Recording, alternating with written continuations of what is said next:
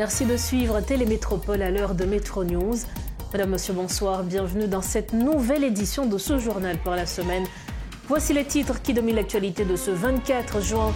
Un conseil des ministres spécial s'est tenu ce mardi à la suite d'un échange épistolaire entre deux factions au sein du CPT. À l'ordre du jour figurait principalement l'entrée en vigueur du nouveau code pénal ainsi que le décret établissant le cadre légal de l'organisation du référendum constitutionnel. Alors que le malaise au sein du CPT devient de plus en plus palpable, les appels au départ du pouvoir en place se multiplient. Plusieurs formations politiques ont organisé un sitting pour exiger la nomination d'un juge de la Cour de cassation chargé de diriger la transition politique. Également, au titre de ce mardi, le Conseil présidentiel de transition a procédé à l'installation des membres de la commission présidentielle chargée de la restructuration du réseau national des centres d'accueil pour enfants. Cette commission aura pour mission de prendre en charge les enfants en situation de vulnérabilité ou en conflit avec la loi.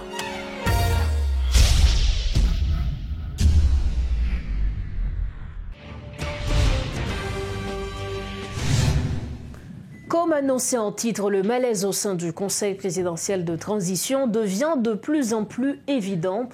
Une guerre épistolaire a éclaté entre deux clans.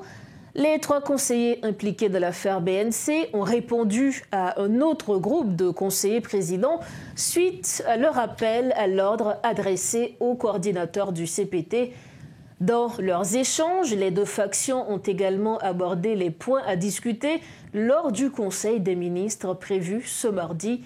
L'entrée en vigueur du nouveau code pénal, le décret sur le projet de référendum constitutionnel figuraient parmi les principaux sujets à l'ordre du jour. Cependant, des rumeurs d'un possible coup d'État et d'atteinte à la sécurité ont circulé tout au long de la journée, provoquant une vague d'agitation sur les réseaux sociaux. Notre collaborateur Iti Fortuné s'est rendu sur place pour nous relater l'atmosphère entourant ce Conseil des ministres exceptionnel.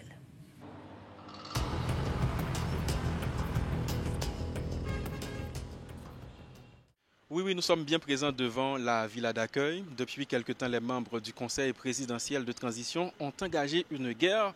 C'est Torchon qui a boulé dans le même Conseil présidentiel de transition. Son situation qui impactait le fonctionnement structure présidentielle là, à tel point que même Conseil des ministres par arrivé fait et ça a environ un mois. Il y a une tentative qui fait dans date 23 juin 2025 là, mais pas de quorum qui fait que à la dernière minute il a été renvoyé Conseil des ministres là, qui lui-même après arrivé fait dans date 24 juin 2025 là.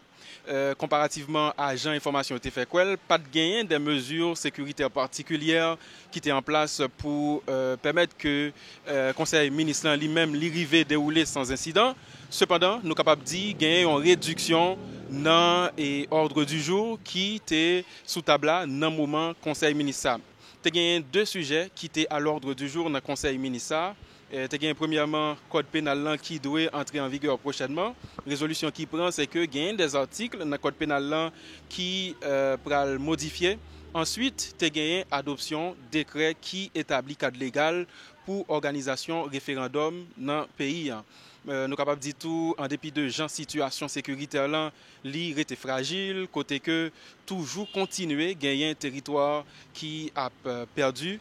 Nous n'avons pas confirmation que question sécuritaire là, l'IT fait partie de conseil ministre qui fait journée jeudi à là. Restez pour nous suivre dans les prochains jours qui évolution qui peut le gagner, est-ce que peut le gagner l'autre conseil ministre qui lui-même peut le faire. Donc nous avons prêté pour nous capables de suivre tout ça et nous allons regarder tout. Est-ce que rapport yo peut harmoniser dans le même conseil présidentiel? Pour le moment, ce n'est pas le cas. Nous avons prêté regarder qui genre information ça lui-même il peut évoluer. C'était Claude Désir à Iti Fortuné pour Télémétropole. L'adoption du décret portant création de deux pôles judiciaires spécialisés par le Conseil présidentiel de transition ne garantit nullement son application. En raison des contraintes économiques, plaide Maître Max Tandlé Lafortune, bâtonnier ad intérim du barreau de Port-au-Prince. Lors d'un atelier organisé par le barreau ce mardi visant à analyser les avancées et les défis liés à ce texte, l'homme de loi a souligné les contraintes logistiques qui freinent sa mise en œuvre. Selon lui, ce décret représente néanmoins une occasion de réformer un appareil judiciaire éprouvé par des difficultés de toutes sortes. Écoutons ses propos. Il faut reconnaître que l'adoption de ce décret constitue une innovation, un progrès, une évolution. La création des 2 pôles spécialisés ne garantit pas effectivement son application. Parce que très souvent dans ce pays, certaines institutions créées tant par la Constitution que par la loi n'ont pas pu voir le jour dans la glaise du réel.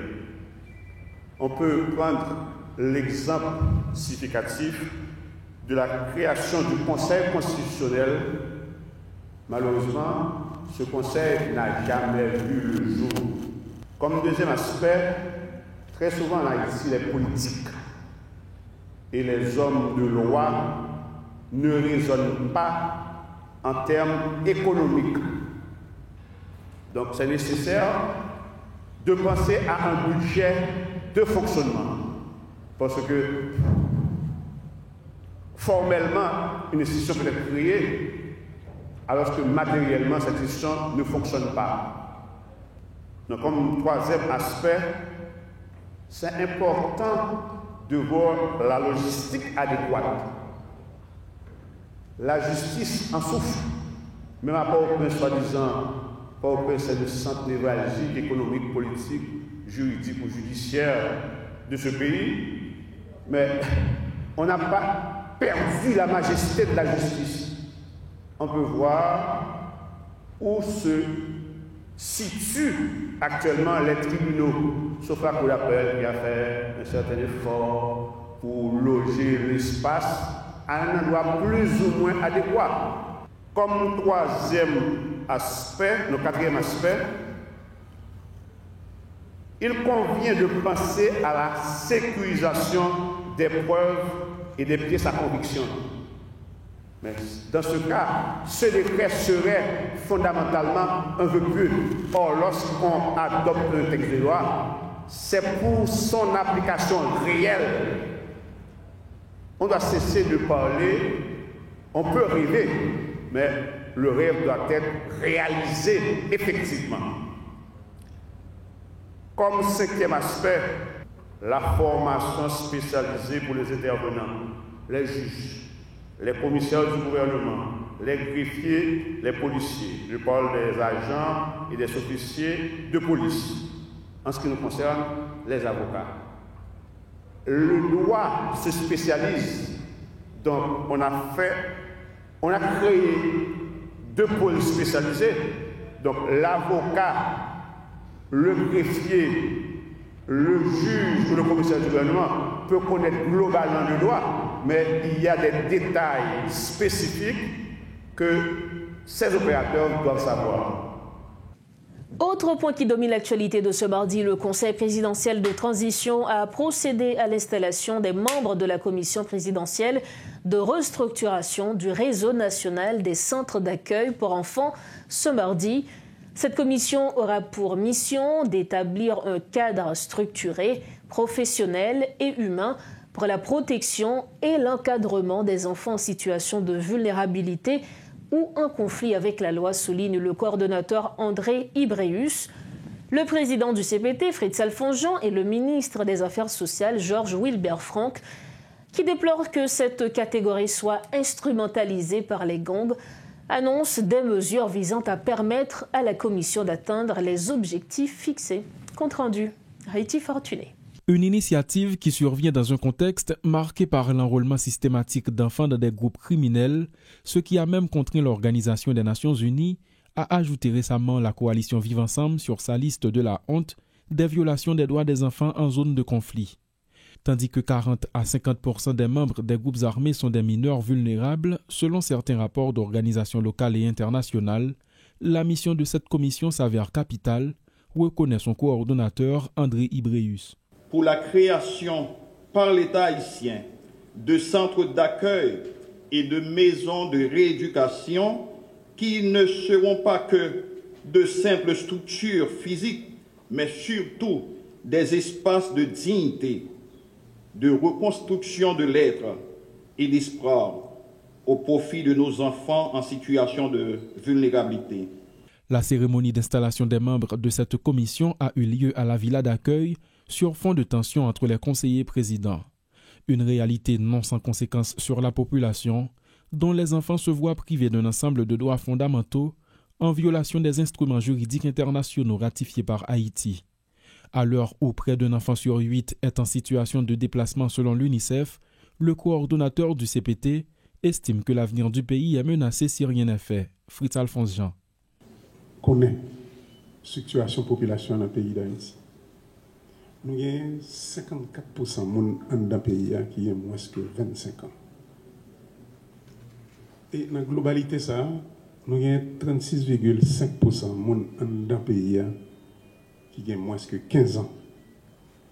Comparé à l'autre pays dans les Caraïbes, qui justement vivent en situation de vieillissant, en population vieillissante, vieillissement population par ailleurs. Nous-mêmes, c'est tout à fait le contraire que nous vivons là, comme il y a là, dans le pays. Par contre, là, nous dans cette situation, là, un pays dans cette situation, et puis pas gagner des mesures de politique qui prend pour assurer que vous encadrez la jeunesse, vous encadrez les forces vives, résultat, c'est ça que nous voyons. La situation des enfants en conflit avec la loi demeure aussi un sujet de préoccupation pour des organismes de défense des droits humains. Ce sera également l'un des points que devrait aborder la Commission dans son travail. En effet, le ministre des Affaires sociales et du Travail, présent à la cérémonie d'installation, a insisté sur le fait que cette catégorie doit être au centre des politiques publiques de l'État. Georges Wilbert Franck. Ce tableau alarmant nous motive à dire que l'heure est à la synergie et à l'action en faveur des enfants et des adolescents, particulièrement les vulnérables ou en conflit avec la loi. Nous nous rejoignons à l'acte du Conseil présidentiel de transition, soucieux de son engagement envers les enfants du pays qui, par arrêté en date du 28 février 2025, a créé la commission présidentielle ad hoc dénommée Commission d'appui à la mise en place du réseau national de centres d'accueil et de maisons de rééducation. Bien des centres d'accueil qui recevaient autrefois des enfants séparés de leur famille sont maintenant dysfonctionnels. L'Institut du bien-être social et des recherches, structure étatique censée prendre sous sa responsabilité les adolescents vulnérables, se plaint d'un manque de moyens pour accomplir sa mission. Entre abandon et détérioration continue de leur situation, beaucoup d'enfants sont recrutés facilement pour renforcer les groupes armés. Un sitting a été organisé ce mardi devant les locaux du Conseil supérieur du pouvoir judiciaire par la structure dénommée Initiative du 24 avril en collaboration avec le parti politique Lot démocratique dans le but d'exiger le départ du pouvoir en place. L'initiative du 24 avril propose de se tourner vers la Cour de cassation pour désigner un président et un premier ministre issus des partis politiques, instaurant ainsi un exécutif bicéphale comme solution à la crise actuelle.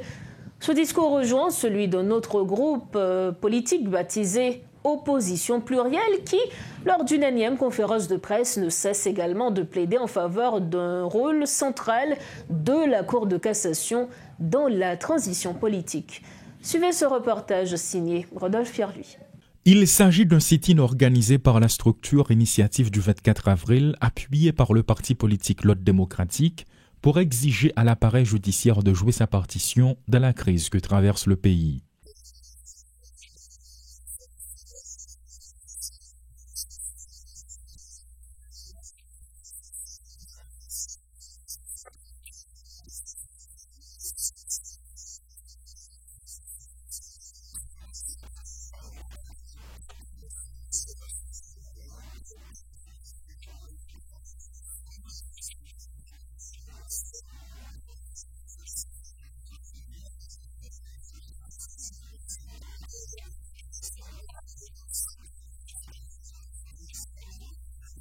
L'ancien ministre de la Justice, Luc Mandeli, a également foulé le macadam aux côtés des citoyens issus d'horizons divers devant les locaux du Conseil supérieur du pouvoir judiciaire.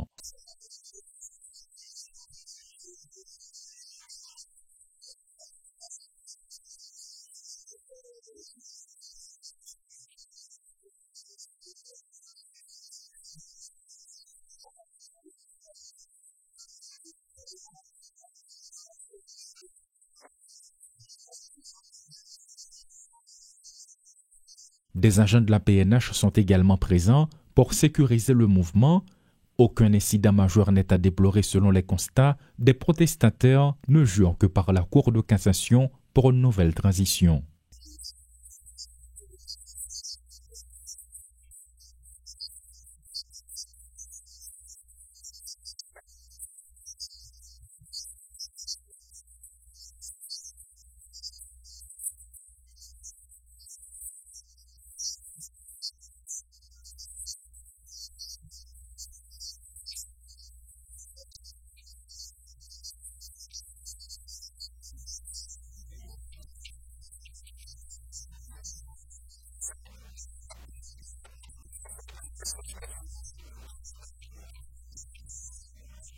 Le langage de l'initiative du 24 avril se rapproche de celui de l'opposition plurielle qui croit également dans la Cour de cassation.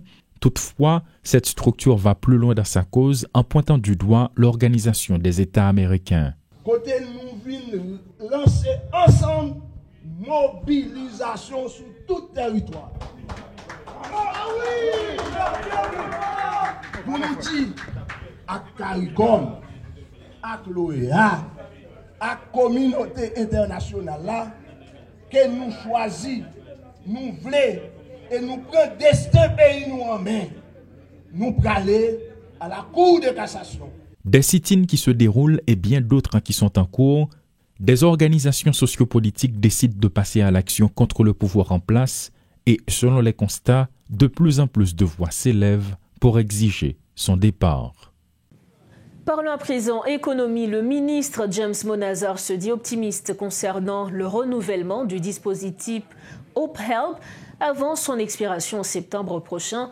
Dans le cadre de la rubrique Les Mardis de la Nation, le ministre explique que la loi doit être votée par le Congrès américain cette année et qu'elle a été initiée par le secrétaire d'État Marco Rubio.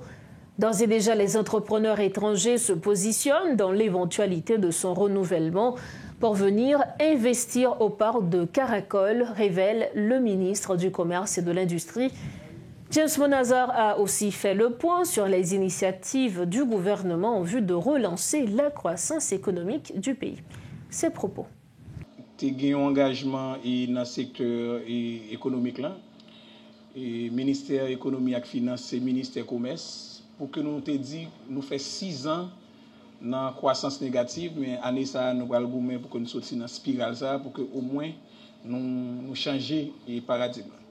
Dans le début mois de mai, nous avons lancé dans la ville du Cap-Haïtien une cohorte de 41 entreprises que nous avons fait dans le cadre du programme et PAPEJ, c'est jeunes entrepreneurs. Nous avons gagné 41 entreprises, mais son symbole que nous devons lancer, parce que nous avons dit à travers le budget rectificatif là, nous allons non pas décentraliser le budget, mais nous allons relocaliser le budget. Ça veut dire ça. Et le budget d'investissement, pour nous joindre un paquet escompté, et nous pensons que la crise, ça va nous une fenêtre, va nous opportunité pour nous voir que dans le Grand Nord, que dans le Grand Sud, il y a des opportunités énormes qui existaient. Donc, nous te mettons un focus sur le département. C'est ça que fait dans la coordination projet, nous avons passé instruction formelle pour que la majorité des projets, c'est des projets qui sont dans la région. C'est nécessaire, c'est pour la première fois ça fait. 41 projets qui sont pour l'État à financer. Il y a seulement 5 qui sont sortis dans le département de l'Ouest. Seulement 5 dans le département de l'Ouest. Tout le reste là sorti soit dans le Grand Nord, soit dans le Grand Sud. Et nous annonçons la population, jeunes femmes, jeunes garçons dans le business, que très prochainement, nous allons lancer un nouveau spot pour que nous puissions recevoir encore un nouveau cohorte, jeunes garçons et jeunes femmes qui sont dans le business, que nous allons faire accompagnement. Accompagnement ministère commercial, il fait dans tout programme dans 3 volets. Nous avons un premier volet, c'est volet formalisation, dernière étude que BRH fait sous question et micro, petites et moyennes entreprises en Haïti, ils ont estimé que 89% petites entreprises ne sont pas formalisées. Donc, il y en a informel. Donc, son responsabilité que le ministère du Commerce gagne pour le formaliser. Donc, tout programme n'a fait, le premier aspect là-dedans, c'est pour l'aspect formalisation. Et puis, deuxième aspect, c'est son aspect formation, parce que le monde n'a pas une idée projet, mais il n'est pas consacré les gestion de stock, il n'est pas consacré les comptabilités et entreprises là, ça veut dire au cabal appui financier, il n'est pas capable de résultat parce que on connaissance que le bagage. Donc, deuxième aspect, c'est l'aspect formation. Et puis, troisième aspect, c'est l'aspect appui financier que nos entreprises ont bourrade financier pour permettre que yo commencer l'activité. Que nous allons lancer fin juillet, encore une fois qu'il y a avec l'entrepreneuriat, c'est un secteur dans le pays dans le temps qui était très dynamique, mais avec pépé envahi nous, etc., nous perdu tradition ça et ça fait année ça nous mettons un programme pour nous booster secteur couture et cordonnerie dans le pays. Nous refermons la page nationale de Metro News en météo. La tempête tropicale Andrea, première de la saison cyclonique 2025 dans l'Atlantique, s'est formée à environ 1940 km à l'ouest des Açores, selon l'unité hydrométéorologique. Avec des vents soutenus de 65 km/h, Andrea se dirige vers les Bermudes, mais ne menace pas Haïti en raison de sa position et de sa trajectoire. Par ailleurs, un faible creux de surface au nord et la tempête au sud d'Haïti influencent le temps dans le centre des Grandes Antilles. Des averses, parfois orageuses, sont attendues en après-midi, en soirée et au cours de la nuit sur le pays. Nous arrivons au terme de cette édition de Metro News. Avant de partir, le rappel des titres à la une. Un conseil des ministres spécial s'est tenu ce mardi à la suite d'un échange épistolaire entre deux factions au sein du CPT. À l'ordre du jour figurait principalement l'entrée en vigueur du nouveau code pénal ainsi que le décret établissant le cadre légal de l'organisation du référendum constitutionnel. Alors que le malaise au sein du CPT devient de plus en plus palpable, les appels au départ du pouvoir en place se multiplient. Plusieurs formations politiques ont organisé un sitting pour exiger la nomination d'un juge de la Cour de cassation chargé de diriger la transition politique. Et puis le Conseil présidentiel de transition a procédé ce mardi 24 juin à l'installation des membres de la commission présidentielle chargée de la restructuration du réseau national des centres d'accueil pour enfants. Cette commission aura pour principale mission de prendre en charge les enfants en situation de vulnérabilité ou en conflit avec la loi. Voilà ce qui met fin à cette édition de Metro News. Merci infiniment à chacun de vous de l'avoir suivi. Un grand merci également à toute l'équipe de Métropole ayant rendu possible cette édition. On se retrouve bientôt. Restez branchés Métropole et prenez soin de vous. Bonsoir.